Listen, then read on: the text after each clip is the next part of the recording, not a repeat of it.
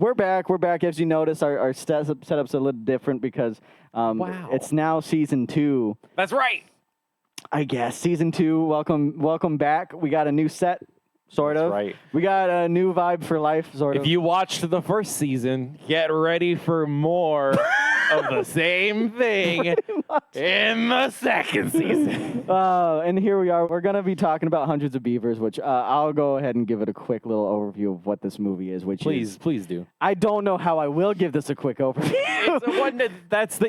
There is only a quick way to do this. There's no long version of how to describe this do you movie. Do you want to do it then? You want to? It's a guy who's lost in the woods. Or stranded in the woods, right? And he's just trying to learn how to become a fur trapper, and it's just him going along the stages of like, how to be good at it.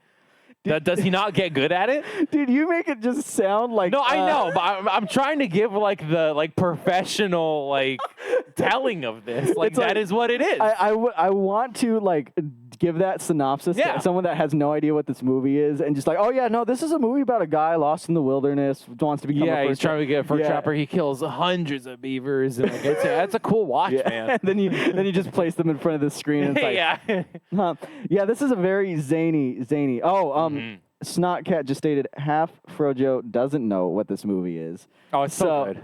It's so good. We will be talking spoilers. I do want to give that as a heads up. Yeah, so if you don't want to know, there's not much to give away, but there is. Yes there isn't. And no, yeah. The type of movie will be given away. I feel like that's the biggest thing. Yes, we will definitely be and this is straight up an Acme live action movie, basically. Yes, very much. That's what it comes down to, and I like it, but it's one of those movies where you have to be ready to just be insane for a little bit. Yeah, it's the most. It's just like Looney Tunes, basically. Yeah. That's literally what it is. Just like your classic slapstick, and it is absolutely full of that. If not, that is the only. If they took away the slapstick from this movie, what would it be? Hatchet, which is what Pat Frojo said. It'd be Hatchet. So it's really what makes it. But we're gonna delve into it. I'm gonna go ahead and let's go straight into. You want to start us off? Yeah, with our storytelling. Ooh, the story. Yeah. So before we do that, we'll just show you a little clip showing what this story is. This is the story. Yeah. Yeah. So we'll be right back. Go ahead and enjoy the story of Hundreds of Beavers, sort of. There we go. Oh, it went.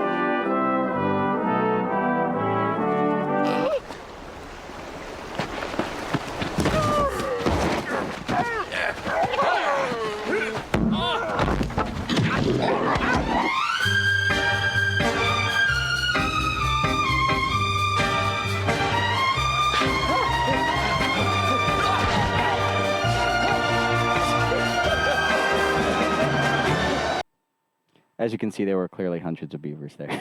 Doesn't that look wacky and zany? What a great time. I did not watch this trailer before watching this movie, so I'll tell you right now, I did not have a bearing for what would be happening. The trailer, I don't know what, it hypes it up so much. It's like the greatest movie of the year. Well, see, here's the thing, because look, we've gone past Oscar season. We've gone, but this has been heralded as one of the greatest movies of that year by many people. If you look on the Letterboxd, it is predominantly 5-star reviews, and I can see justifiably why that's the case. So yeah, but I understand obviously why it wasn't it obviously didn't get any rewards or anything. Yeah, it didn't. I get that, but I also get why it would be people's favorite movie. Oh yeah. You know what I mean? There's that aspect of it. It's it's so different from anything else that has come out in recent years that it really stands out. Yeah, it's like it's a mix of what Looney Tunes. It's also just a mix of silent movie era filmmaking, and it's just there's a lot in here. I mean, I'm not going to say it now, but like visually speaking, this is a very impressive film. Just from watching what you saw there in the trailer, like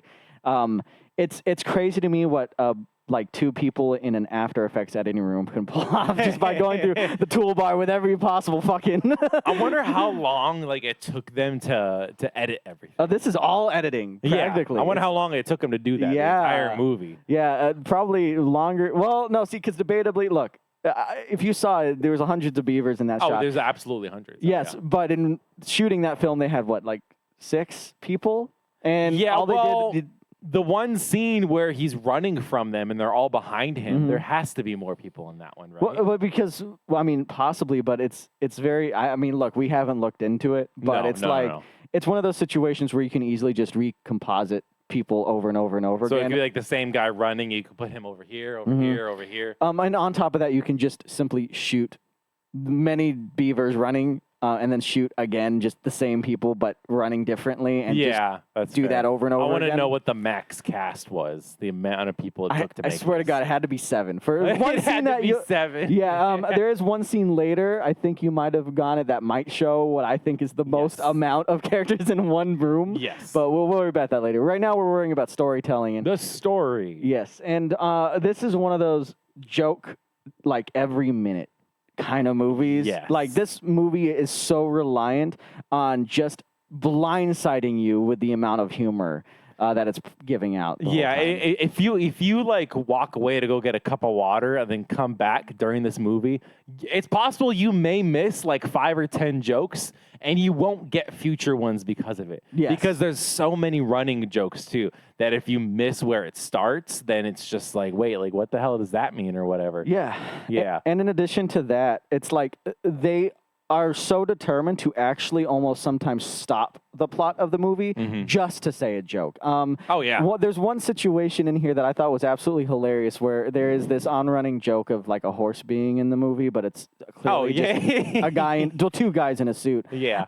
And in the middle of a very climactic chase scene, they literally halt, like the camera stops following the chase and focuses on this Native American, just trying to get on his horse or get the horse moving? Him and the horse, And it dedicates time to just them fucking around for like a minute before going back to the chase. And it's like the commitment they have to just throwing out these jokes is literally insane in this film. They definitely fit the most they could. There's not like ones, maybe there's a part or two where maybe it's like, okay, like it's being slightly more serious to where there's not as many jokes. But other than that, there's a joke every 15 to 20 seconds in this movie. Yes, yeah. The way that Snotcat put it, which I like it, is Snotcat said, if you can be overstimulated for 2 hours, you'll be golden. Oh, yeah. That sums it up. Absolutely.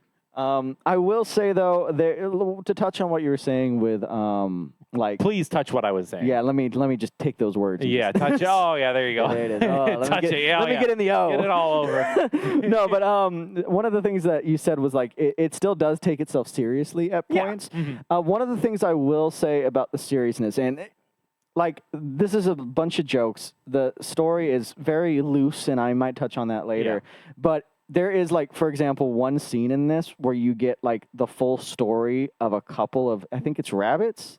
Like, their literal life story. Oh, that part's so good. Yeah. See, that isn't necessary. Yes. That is all just for the joke. Yes. They're like, let's create this, like, just random story about these bunnies that he's stumbling across. They build a family and everything. Goes on for maybe 3 to 5 minutes and then just ends up as a joke at the end. Yes, but the thing is, that whole story is told purely through just footprints in the snow. But you get it. You get it, and it's legitimately, like, it's moments like that make me go, this isn't just a silly movie. They're taking it seriously to the point where that could be considered a 5-minute art film. You know what I mean? No, seriously. Like the jokes aren't just like they put thought into every one for sure. Yes. You know, this movie had a lot of creativity in it. So, yeah, no, I mean, that's pretty much like how I felt about it. I mean, did you have anything that came to mind regarding story that really I mean, affected you? regarding story, it's funny because like this, you don't watch this movie for the story. Like you're not like, oh, I can't wait to see like what happens. Then you watch it for the comedy aspect of it. So purely because of that, the story is obviously basic. It's obviously like very, just it's easy to follow, obviously.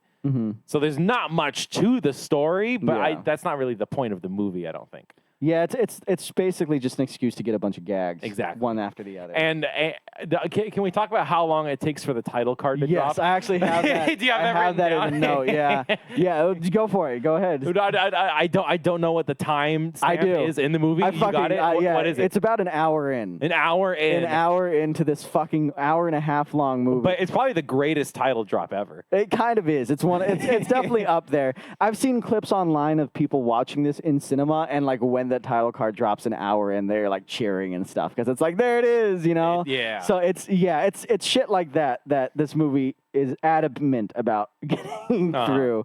So that an hour long in title card drop. But like when it's coming, it's funny because like you know it's coming. You know it's when it cuts away and it's reading what the guy's saying. It's like, you have to do this, you have to do that for me, and then it comes on and says, you have to kill, and it's like it's coming. Yeah, it's coming. So it's such a great payoff when it just comes in big bold letters and just says it. It's like, yeah, with the music too that goes along with it to really sell it.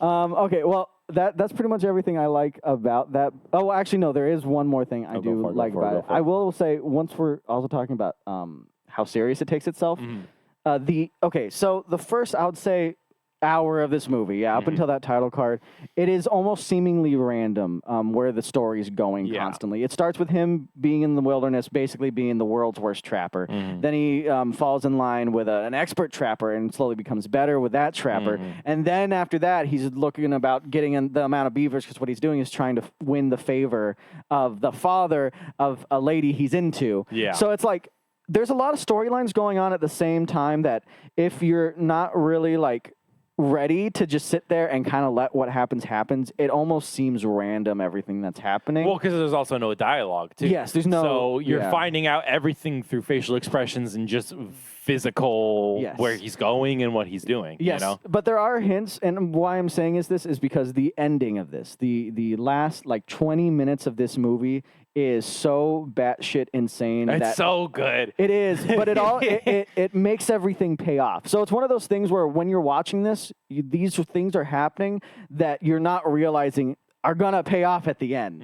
And it's like when you start seeing that ending, you're like, oh my god, they're bringing that back, they're bringing that back, they're bringing that back, until it all makes sense in a way. So it's one of those things I want to give kudos because what is like a seemingly random screenplay by the end of it is actually very calculated and executed to a way that feels almost euphoric, I have to say. So that's all the good stuff I have to say storytelling-wise. Do you have any other good things? No, I mean, you touched on pretty much everything just now. Yeah, no, I mean, it's great. I got to go into the bad things now. Okay. What are the bad things, Sean? It's not much, but I do have to get into it. One of the things that I know is the case is, and I touched upon this earlier, it feels... you have to be ready to deal with Looney Tunes comedy at a constant basis for an hour and a half, to the point where this might not necessarily ring with me. It does a bit, but I know it rings with other people. This can be very overwhelming, like Snotcat said, to the point where it almost makes you numb to how crazy it can be. There are jokes in here that are repeated ad nauseum and in a way that I like. Yeah. But if you don't like, it will kill the momentum of this movie for you. I've seen it happen for other people. Like there's you saw it in the trailer. There's a bit with a hole that happens. That happens well over 5 to 10 times in the movie. There's an on-running joke of just the dad trying to... Let me actually put the dad up. The dad is constantly trying to spit in the spittoon. And the first time he misses, whatever. This joke happens 20 times with it getting increasingly more crazy. More intense every time. Yes, and so it's things like that where if you're not vibing with this comedy, which I've seen it, it's very easy to not vibe with this comedy. Yeah. This movie will be torture. Absolute torture for you. You will be sitting there going, what the are we really dedicating time to this fucking spittoon joke again? You know what I mean? I feel sorry for people who interpret it that way because it's so great. And like the genius behind it and constantly making it more over the top every single time. Like it's just I eat that shit up. I love it. It's hilarious. It's like it's very executed style of comedy, a very slapstick style of comedy. Yes. It's just you have to be ready for that. Very that. dumb, very stupid, but I love that. But I get if it's not your thing, then this just isn't your movie because it's 95% of this movie is those types of jokes. I will admit it won me over, but I'll be honest, the first 20 minutes I was feeling it because I was sitting there and I was like I like it, but at the same time, I was like, it's one of those things where it's like a Wilhelm scream for me. It's like at first funny, you do it a few times, I'm like, oh, okay, you know, like the more you do it, it's okay. We get it. Yeah, we get what the scream is. But then at one point, I just had to give myself over to it and just be like, fuck it, we'll do it live, party it up. You got to accept it for what it is. Yes. And if you can do that in the beginning and just be like, all right, I'm going to watch an hour and 20 minutes or however long it is of just really, really stupid jokes, but executed very well. Yes. I'm just giving the warning because I did feel it. The pacing can feel off because of it. When the title screen came on, I did like it, but at the same time, I was thinking, like, we just got to the title screen. How long more does this have? It was that vibe, but at the same time, I did enjoy it for what it was. Yeah. It's just, I could feel the other side a little bit, playing devil's advocate. This movie ended up coming out in theaters when it originally released? Just limited. Oh, okay. Very limited. Okay. Everyone I know. I was gonna say. Yeah, they saw it in like streaming. Okay. Because I was like, it'd be interesting to see this in like a full theater. This is a theater movie. Like, hands down, this is a theater movie. Yeah. But that's pretty much all I had to say on story. Do you have anything else? I don't think so. No, I think all the rest I have to say is part of characters and stuff like that. Okay, sounds good. Well, then let's give us that rating. Does this get the M for storytelling? Yeah, for sure it does. Yeah, I'll give it the M just because, like, they're pulling off some crazy shit in this. They're pulling off some crazy shit, and they actually do it well. Like I said, you might feel the pacing, you might feel due to how it's written, the length of it, but at the same time, it's pretty well executed to the point where you can enjoy it. Yeah, no, for sure it is. I love it. So then let's move on to our next section, which will be cast and crew. Cast and crew. Here we go.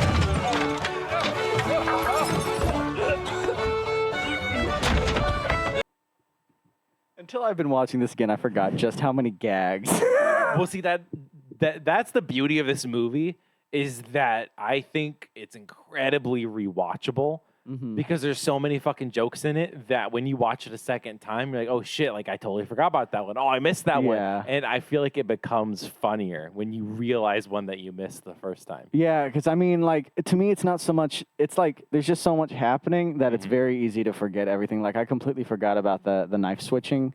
Oh, yeah.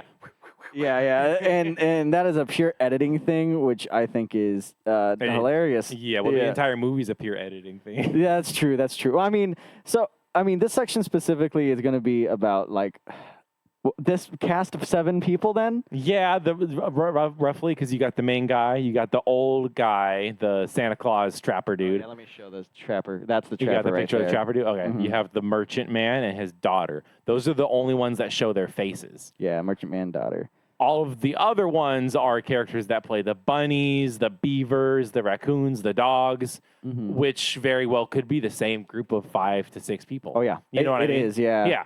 I will say I sent you a video of this. I would say if you can, I might put it here, but also look it up on Threads or maybe it's on Twitter. Hundreds of Beavers has social media. I just stumbled upon this clip and like it is literally of them shooting like the scenes where the beavers are like on logs. Yeah, and they're rolling. Yeah, and it's literally just like this, a fucking green screen in a living room. And it's just a camera set up and the director going like, yeah, now just act like you're falling off the log. And it's like, what? This literally feels like a bedroom product, you know? Which I love because like it could be made with the stuff we have here right now. If we wanted to, we could make a movie like that. Yes. So the fact that like a small group of people did and they made something so amazing is just like it does my heart good. Yes. I will say that Half Frojo just stated, yeah, I might just need to watch this. Yeah, if what you've seen is up your alley, this movie is basically heralded as one of the best movies of the last year, just for how crazy of everything we're talking about. Like these effects, like you're saying, it is just like a bedroom product, but it's like they've done, I don't know how to explain it. Yeah. Like you look at this thing going like, it's super artistic, it's super stylistic, and at the same time, you're just like, how? You know what I mean? Yeah. Well, and at the same time, you see how, but I don't know how to explain it, man. It's there's hard. no laws to this movie. Yeah. There's so many things that just like break physics and just like nature in general that it's just like, what is happening? But that's the absurdity and the comedy of it. Yes. And it's like they do such a good job because, like you were saying, this movie's all it's acting. It's all just slapstick. It's all acting. And all the people involved in this knew exactly what they were doing. That's the best way I can put it. I can't really speak too much on it because what you see is pretty much what you get. Yeah. For me on this one. But I mean, like it's, any other movie, we would be like going into like character development and stuff like that. But you don't need there's not really any because it's like the character development is mainly just the main guy. He's just becoming a fur trapper. That's all it is. Pretty much. Yeah. He was he brewed cider or something, and then his facility blew up. Yeah, which also ties into the ending. That's also a great callback. One of my favorite jokes, by the way, is like near the end when he sees his old fucking thing that has his cider in it, and he's debating on whether or not to take a drink from it. Dear God, I think he's like, no, I won't. Walks away, and then like a couple minutes later, he realizes it's a rocket, and fucking fire comes out of it. He's just like, it's a good thing I didn't take a sip from that because he would have just fucking blew his face up. Yeah. Snotcat just stated, wow, you don't think Beaver 47's arc was emotionally moving? Beaver 47? I mean, it was good, but not as good as Beaver 59. Was he the one that was carrying the 12th log? I don't know which one he was. I will say, to touch on the cast and crew, they all these people know like what kind of movie they're making. And they all understood the mission. It's like a crass, but at the same time, very like... I don't know how to put it. Like, there's a scene in it that I think is absolutely hilarious where, like, the main guy bumps into, like, a set of, like, 4 beavers that are just, like, carrying logs.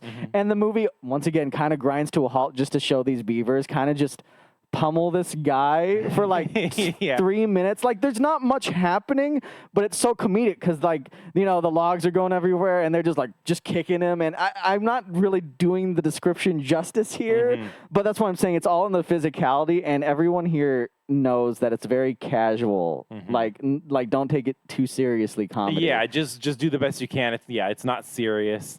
Like, just, hey, do this. All right, cool. That's good enough, Yeah, here's an image of the crassness I'm referring to, by the way. It's the scene where he makes a snow lady with big bazongas. Oh, nice. Big humunga-lunga-labungas. Nice. Nice, dude. Fuck yeah, bro. Dude, the bazonga's on a bunny. Hell yeah. Play the Hot Wheels music in the background. The Home Depot theme next. Dun, dun, dun, dun. But yeah, no, there's not much to say about the cast and crew, just that they do a good job for what they're given. They don't need to do more than that. It's all the physicality of it all, and they all do it in a very fun way. So Yeah, exactly. do you have a rating to give this one then? See, 'cause I don't know what to do with the rating on this one. Really? Why do you say that? Because there isn't much to the cast and crew. Mm-hmm. That's not a focal point of the movie. Like, is to develop the cast to make them like super good and like it's not good acting. You know what I mean? Like it's get what you're funny, but saying. like the way they react, like it's not the acting isn't what you would consider good if you compare this to any other movie out there, which is why like it's different. It's a standalone thing, I think. I see what you're saying, yeah. You know, if you're breaking this down in a sense that we would any other normal movie, I would not give it an M. Because they're like not doing anything above and beyond. There's no character development. There's no the acting isn't good, but that's not the point of the movie, though. Yeah. You know what I mean? So it's hard. I'm in like an in-between stage. I get you. Well, I'll phrase it like this, like we've been talking, because I'll give it the M, and that's because this doesn't need to be more than that. It's like when it comes to acting, it's like you got to do what the movie calls for. So I'm a musician. I've already stated this before. I'm going to start off season 2 by saying this yet again. I am a musician. Wow, you're going to say it every season? Yeah, I'm going to have to say it at least once of every season. The opening of season 3 is just going to be like, I play guitar! All right. Welcome to season 3 of Film Foodies. I know what music is. Stupid. But no, what I'm saying is like everyone knows if you're looking at a drummer, right? It's not about how flashy the drummer is, because I've been watching a lot of Instagram videos where these drummers are playing blast beats over Beatles, and it's really hilarious. But you know that when you're playing the drums for a Beatles song, it's a more laid back tune. To me, that's what this is. It's like they know what they need to do is be laid back and funny. Yeah. Anything more than that would actually be detrimental to the movie. So that's the how fact I that they see did it good and executed it well is it means more to me than if they were up there making some weird crying monologue with no words or something. Yeah, no, that's fair. Yeah. Then I agree with that. You put that in a very convincing way. All right, so just remember, if you're thinking about movies, just think blast beats over Beatles, and that's really all you need to do. Blast beats over Beatles. And remember, I'm a musician, okay? Don't forget that fact. No way. We got a whole year before I can mention it again. That's crazy. You're probably going to mention it next fucking stream. No, I'm kidding. It's like, I got to get this out of the way, bro. God damn it. But yeah, so that's how I feel about it. Yeah, so because, I mean, like you said, it's not necessary for them to act super good, and they know that. I also just want to say, Snotcat just said blast beats over Beavers. Thank you for the contribution. There is a genre right there. All the bees. Blast beats over Beavers and Beatles. And bees. And bees. And I like it. Okay, so let's just move on to our last section. We'll give me this. Oh yeah, M. Yeah, I gave it an M. Okay. So far two M's. So far 2 M's. So we're gonna go on to the audio and visual now. Okay. Are you gobbling? No, I'm just saying. Okay. All right. Here's our audio and visual. Enjoy.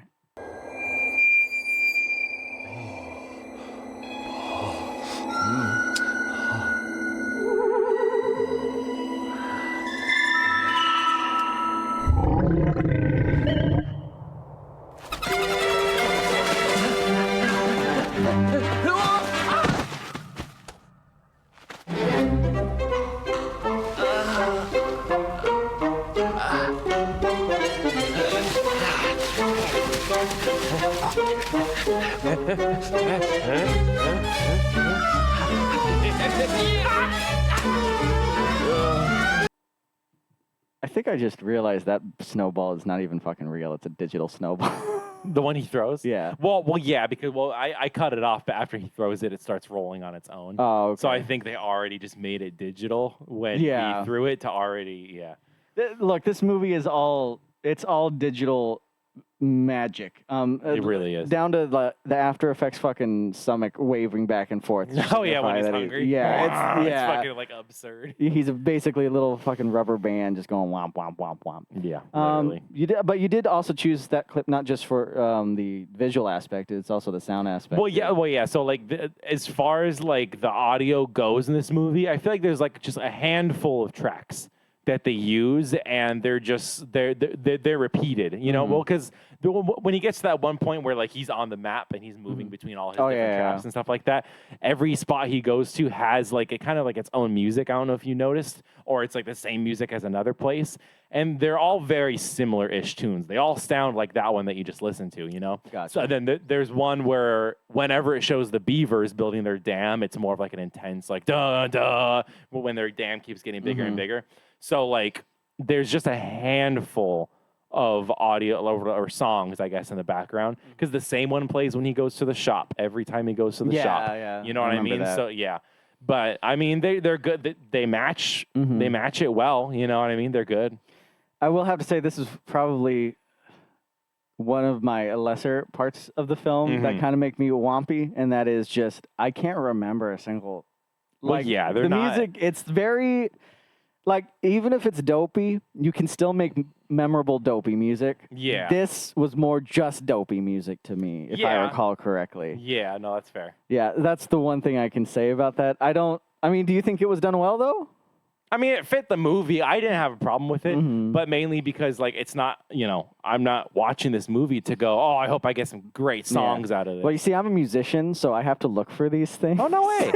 Yeah, I'm a musician. Did you? That makes sense. Yeah, it that checks makes out. sense. Yeah, it's okay. I'll remind you in season 3. If you could in just the next 10 minutes. Oh, in the next, let me set a timer. Yeah. Please do. But, yeah, I mean...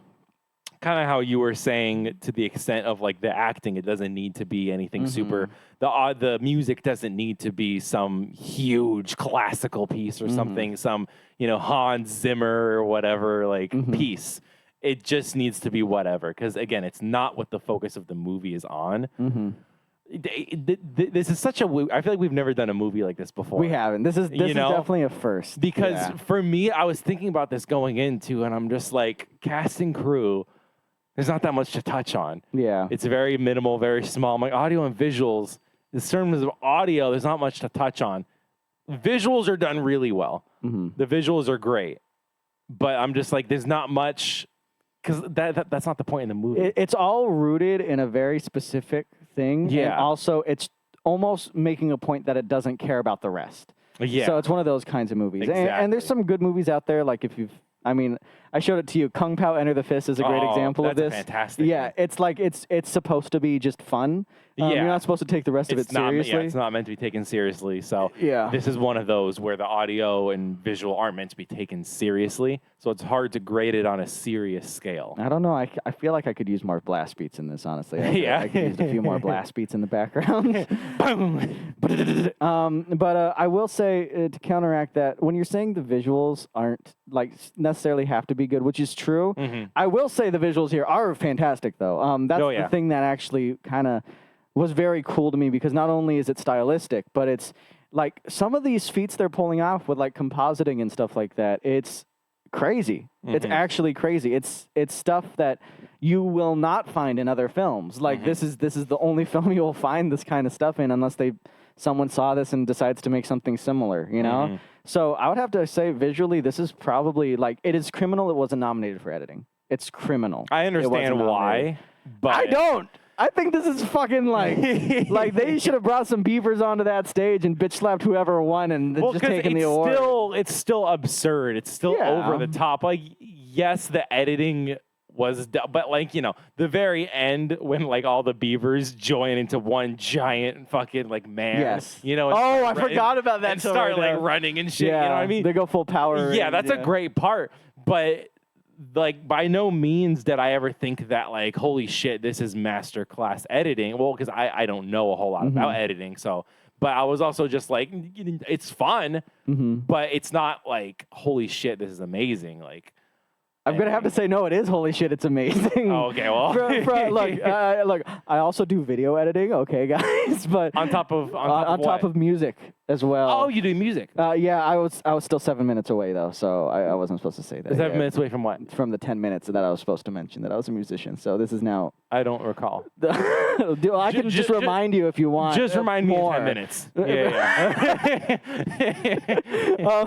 But like, there is what you're talking about when like all the Beavers become The big human, big beaver? sentient beaver. You can see when you're watching this. Okay. I will just say before I go on to that, because it is reminiscent. Half Frojo just said, "I'd pay to see a bunch of dudes in beaver costumes jumping whoever won Best Picture."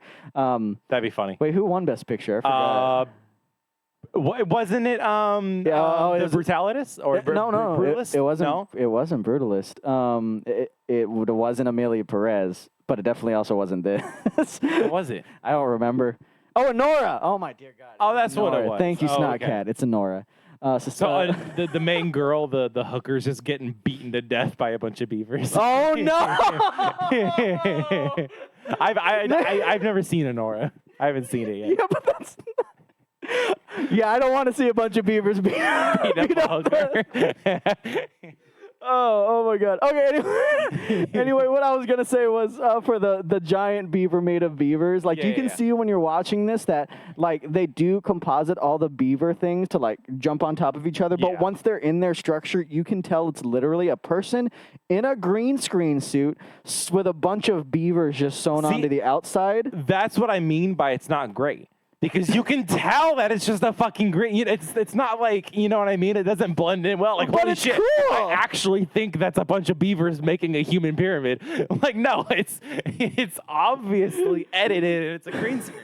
That's what I mean by when, like, I understand why I didn't get any rewards, because it is obvious editing. I can see what you're saying. It's done well, but it's obvious. I see what you're saying. You know? I will die on this hill, though. So you can die on the audio hill. I'll die on the visual hill. All right. We'll die on our respective hills for this. But, I mean, that's pretty much all I had to say on visuals and audio. I mean, unless you have something else to defend. I don't think so. I'm trying to think of another section where, you know, the video and the Vizios. The visual and the audio. The Vizio TV. No, it's pretty straightforward, but it's to me like there's just a lot there that is worth seeing. Mm-hmm. For me personally, not so much hearing, but seeing it. No, that's fair. That's fair. So what would you give this then, rating wise? I give it an M.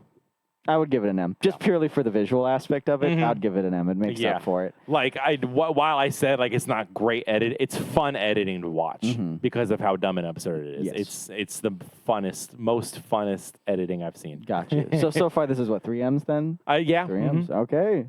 Damn, the hundreds of beavers taking it away. So now we're just going to be going on to our desserts. Just desserts show the greatest clip of all time. Oh my God, here we go.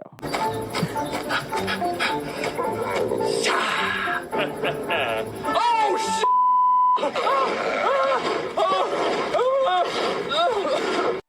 That is a great clip. That's probably the greatest clip from the whole movie. Like, it's just that part where he's like, he sees him trapped, and he's just like, all right, cool, I did it. He's like, holy shit! And then he starts fucking lassoing the boulder. Like, that's so good. It's good. This whole movie is just dedicated to just like, just being silly, over the top, and unexpected at the same time. Yeah, 100%. Just desserts. What do you think overall? What would you feel about this? I'm trying to think, because, like, I mean, we've already touched on everything pretty much so far. The main aspect of this movie is the jokes. I can sit here all day and just talk about all the jokes that There's so many of them. No, literally. That, like, this is the one, like, a highly rewatchable movie, in my opinion. I can go back and rewatch this and still laugh my ass off at every time I watch it. All right, fair enough. So, yeah, those are my just desserts. So, do I do the chef's kiss, or is That's that up to after? you. Is that after, or is that now? I mean, let me go over mine stuff first. You also have to give your rating first. Oh, yes, yeah. I have to be a bit mean here. Why? I have to be a bit mean. I do have to be a bit mean. Overall, I like this movie. I like this movie. But why? I could have lived with it being a bit more concise in the storytelling department. What are you talking about? Look.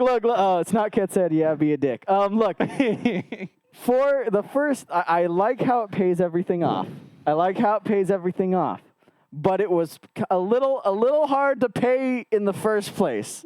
For the first like hour of this movie, you really have to like sell yourself to it. You know what I mean? You got to pay your soul a bit. You got to pay the soul tax, because if you don't do it, gotta pay the trolls toll to get into this boy's hole. And I just feel like I feel like the script could have been a bit better to accommodate for that, whether it be pacing, structuring, maybe don't make it so like one after the other, maybe make the storylines weave better or something like that. That's all I got to say. I feel like I could have dealt with a more concise story. I feel like you missed the entire fucking point of this movie. I didn't. This is a preference. It's a preference. What did we say earlier about like other aspects of this movie don't need to be taken seriously because that's not what it's not meant to be taken seriously. Okay, but I'm being serious about my opinion. The beginning, the first act, maybe the first 2 acts of this movie are my favorite. Really? Yes, because that's where all the best jokes are, I think. In the it starts off strong after the little like opening musical part. Mm-hmm. All the best jokes are him discovering how to get the rabbits, how to get the beavers. Those are the best parts. Like when he has the bowling ball, he rolls it down and the holes perfectly line up with like I get it. There's no story to go off of at that point. It's a guy just trying to get some food, and that's all that is. That's all it needs to be, though, I think. I don't think I need to, I wanted more out of the story. I wanted to really hear about the other trapper and how he I'm not saying I want more. In fact, I want a little less. I want it to be more concise. I want it to be more less scattershot. Look, this is a shotgun story. I could deal with a little less spread. How was just to be a little. How was it not concise? Like I said, it's kind of all over the place, and it leads to some pacing issues. And as Snotcat just said, this would have been an amazing 70-minute film, which I would. How long is it right now? Like 90. Just a little more concise. It's a perfect length. Sometimes it's the shorter is good. Yes, there are parts that are dragged out. Yeah. It's the motion of the ocean. The motion of the ocean in this story. It's an hour and 48, actually, is what Snotcat said. Really? It's an hour 48. All the better, in my opinion. It's just like, yeah, look, I know you don't agree. But it's one of those situations where I would have preferred a more concise. That's just me, though. That's just me. I'm sorry. I think the season's ended. I think we're ending the season here. I think I might die right now. No, I get it. We all have opinions. It's one of those things. Do you want me to just rip the Band-Aid off, or do you? You're not getting the chef's kiss. You're not gonna give it. I mean, we aren't even at the chef's kiss portion. What part are we at yet? We haven't even given the rating for it. I'll just rip it off. But we've all done M's. Remember, Just Desserts also gets an M. Oh, yeah, you're not doing a dessert. You're not doing I am giving it half an M for this one. An N. Half an N, yes. You not nice person. I'm sorry. That's 3.5 M's for me. That's still good. That's still good. That is definitely good. I got to give respect where it's due, but I'm sorry. No, it's okay. It's fine. I felt it. I'm not hurt. I'm fine. Snotcat said this is what Matt gets for not liking Eraserhead. Let's not even like. That's not. We have to bring up. Let's not even like. We have to. We can't bring Eraserhead up every. I'd rather you talk about being a musician. I was about to say my time is up for it. It's been 10 minutes. Oh, has it? You missed your mark. No. It literally just became 10 minutes right now. Oh, hell I'm a musician, by the way. Hell yeah. But that's the type of running joke. Oh shit! Yeah, we've been doing that. We've been doing the Hundreds of Beavers. All right. Yeah. Well, either way, that's an N for me. Would you like to? I'll give it a full M. Yeah. Yeah. Are you also going to? I do give it the chef's kiss. This is one of the only 2 chef's kisses on this channel as of now. What was the other one? Green Mile. That's right. Yeah. Yeah. So this is a 3.5 for me. This is a 4 for you with the chef's kiss. Hey, that's not like that's a perfect score for me. Yeah. That's good. I was debating on one of the M's. I think it was for the cast and the crew. You said cast and crew. But then you swayed me at the end. Yeah. You picked me up and you just swayed me a little. I had to give you that so that I could kind of take it away. And then after you did that, desserts. After you swayed me, I was like, oh, okay.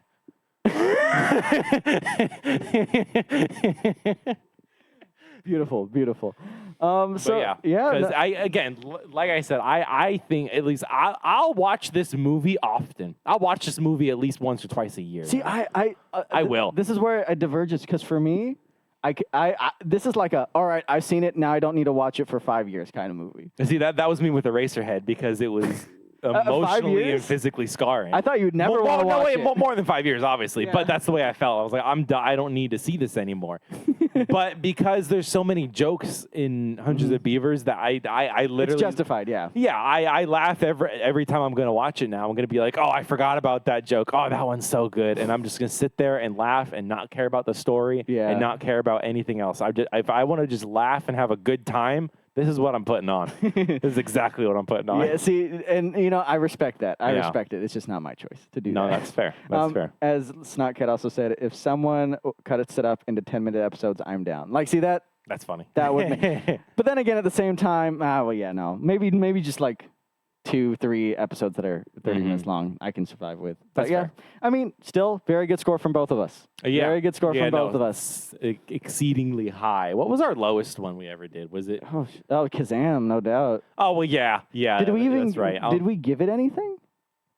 I don't know. We have to. We should like keep like a thing. Oh, this is the movie. This is what we gave it. This is the movie. This is what we gave it. Because I forget. Yeah, me too. I mean, I know we had a good streak there where we did every movie somehow got its own rating. So we had like a 3 and then a 4 and then a 2 and then a 1. Yeah. Kazam might have been a 1. I can't remember though. It was very low. Either way, this has gone up already as one of the better ones on this channel. It's fantastic. So if you haven't seen it, I highly recommend. Yeah, Half Frojo. We didn't spoil honestly a lot of it. So well, yeah. I mean, there's not much to really spoil other than like the jokes. I mean, we spoiled a bit of the end, but not really. Not really. Yeah, you can if you liked what you saw or saw what we talked about or heard, you're gonna like this film. This is one of those types where you'll really like it. Hell yeah. So yeah, that's Hundreds of Beavers. So thank you for watching. Can't wait for the sequel. Thousands of beavers. Hundreds of Beavers. Plus 1. Yeah, but plus 1. Hundreds of beavers squared. It's like they just start doing math. Yeah, hundreds of beavers cubed.